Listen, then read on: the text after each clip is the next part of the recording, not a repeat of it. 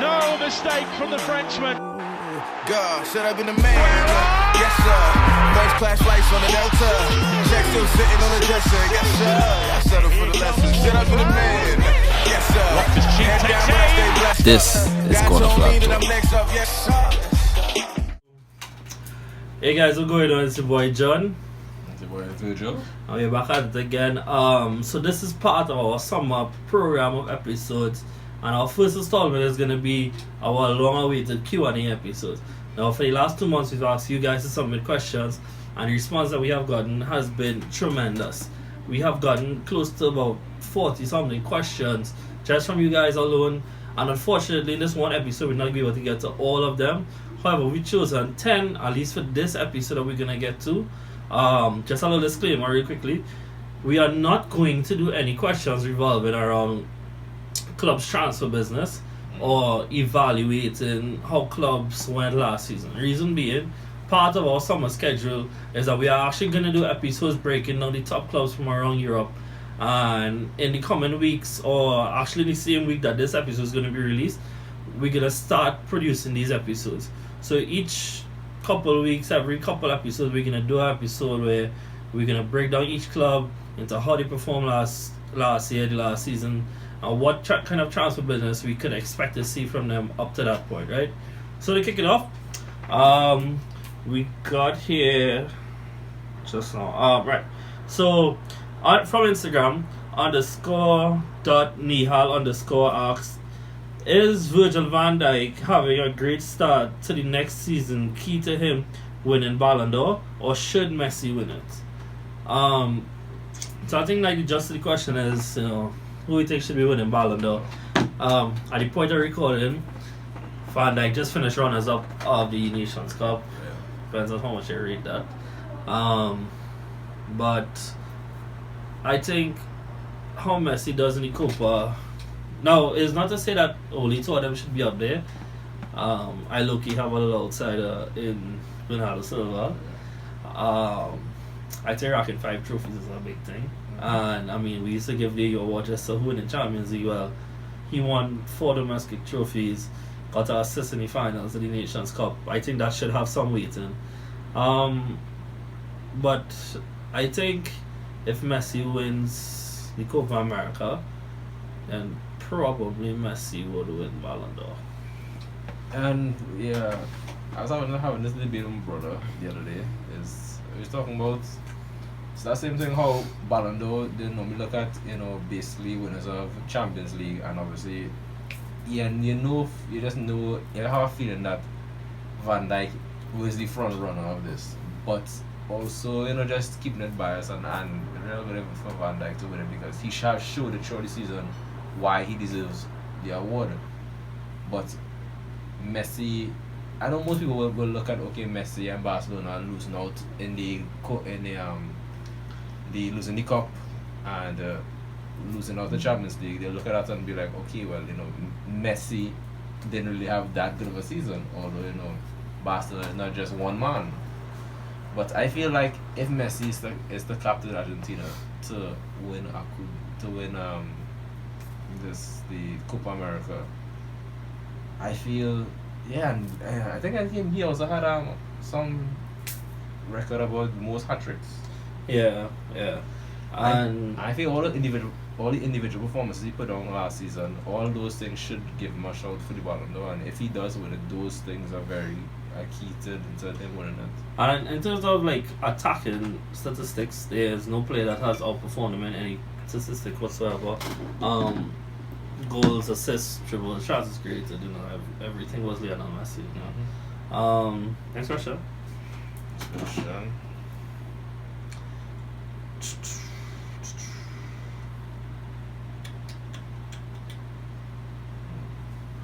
a question about goals. So that should be good. Yeah. And this question on Instagram comes from Tristan_20_, and he asks, do you think Wolves can pose a serious top 4 challenge next season? I'm looking at how Wolves played. Yeah, Wolves showed had a strong form coming out in the season, for the second half of the season. and it pushed them in this spot to challenge for Europe. You know, this was seen as a big achievement for a team like Wolves, and it all comes down to the transfer window. Knowing that, okay, you know that you're in Europe is one thing to be in Europe, but you can't, you know, just one season ago you were a team in the championship. You can't carry out your business like a team in the championship. Yeah. You have to get players that will carry you to that level and keep you at that level if they want to stay in Europe. Even if they want to compete throughout in the Europa League, they have to find the right players. And knowing the manager and knowing the team behind Wolves, they good at scouting the future talent and proven talent already. Yeah. So once Wolves could push them, because looking around them, other teams in the top 6, you know, struggling a little bit when it comes to, and most notably is Chelsea and trying for one if it does happen. Mm-hmm. I feel if Wolves is to continue the same thing what they did last season, because they took the points away from the top 6. Yeah. All you have to do is keep taking the points from the top 6 and beating everybody else, the teams that you're supposed to beat. And who knows? They could fight. I think when we have this notion that the top 6 is like if it's unbreakable, but I think we're forgetting that in United's first season post Sir Alex Ferguson, they finished outside the top 6. Everton did. It's just a case of they taking advantage of whatever team slipping. Now, I think the most probable team next season would be between Arsenal and United, depending on how recruitment goes and depending on if Oli could lead United, if Unai his things across, right?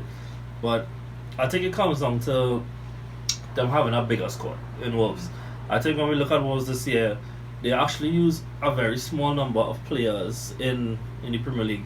Almost every week it was just about the same lineup. The subs was about the same. Gibbs White coming off the bench. Calviero, I believe, Calviero right now. Yeah. Coming off the bench. You know, it's about the same players. And my point is that you're gonna have to compete with that Thursday, Sunday schedule, because that's what it's gonna be. And while there's the same amount of days between on Wednesday and Saturday, for some reason, and I'm not sure why, probably because you have to fly to some very weird parts of Europe, it takes a toll on you, and you need to have a deeper squad of players. Mm-hmm. So for me, that is what it would take. I think Nuno is a really good manager, hence he was my nominee for manager of the year. And I think they have a talented squad of players. So you look at Jota, Ruben Neves, you look at other players who are proven at international level that they're good, like Rui Patricio, João Moutinho. And once they keep recruiting along these lines, I think they should be there next year. Raul Jimenez signed permanently. That was a great initial piece of business for them to keep building on that. My next question is actually from the same guy just now, _Nihal_ from Instagram. Can France retain the World Cup in 2022, or will the World Cup curse strike again? Now, for our younger fans who might not understand what the World Cup curse is that the last 4 winners of the World Cup have failed to actually make it outside of the group stage. We're looking at Italy, we're looking at Spain, we're looking at Germany, we're looking at Brazil. You know, and we're looking at the hangover, so to speak, of failing to progress in the following tournaments. And I would like to think I would like to think that they should break the curse. We look at this, not just the team, Virgil, but the pool of players that presumably the Shams, being the coach, has to pull from. The pool of players is phenomenally talented.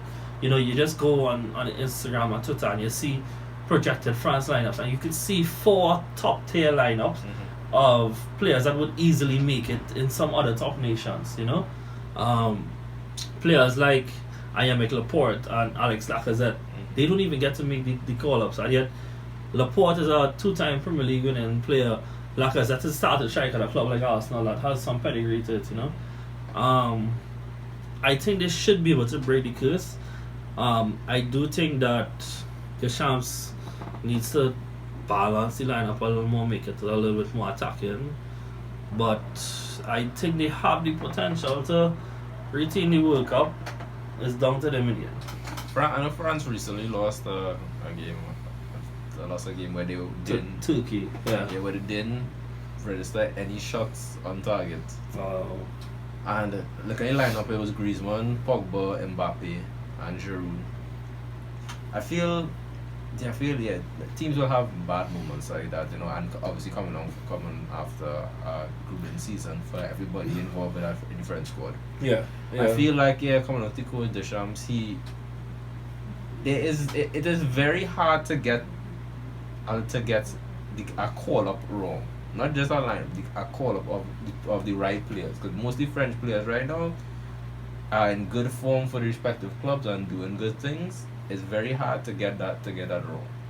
I feel coming down, it's the only thing that could be France's downfall is wrong tactics or putting the pressure on one player. And that's something I can't see France doing. That's something that, you know, other countries, you might see them focusing on one star player.